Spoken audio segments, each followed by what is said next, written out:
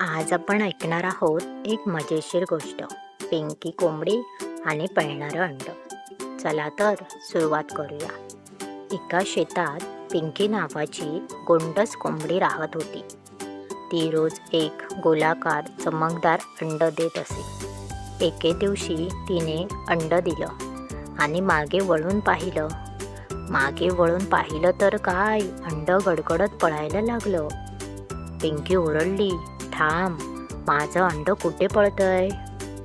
अंड म्हणालं, मला मज्जा करायची आहे, रोज रोज बसून मला कंटाळा आलाय.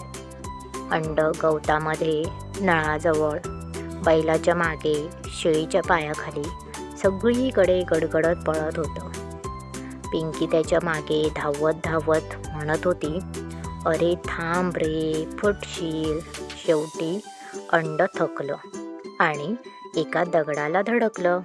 पिंकी धावत आली आणि म्हणाली, अहो अंडे साहेब, आता तरी घरी येणार?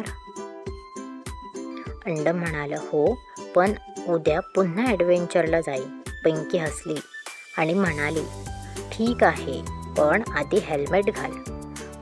मुलांनो, आपण या गोष्टीतून शिकलो की मजा करायला हरकत नाही, पण सुरक्षित राहणं खूप महत्त्वाचं. अशा अजून मजेशीर गोष्टी पाहायच्या असतील तर लाईक करा आणि आमच्या चॅनलला सबस्क्राईब करा.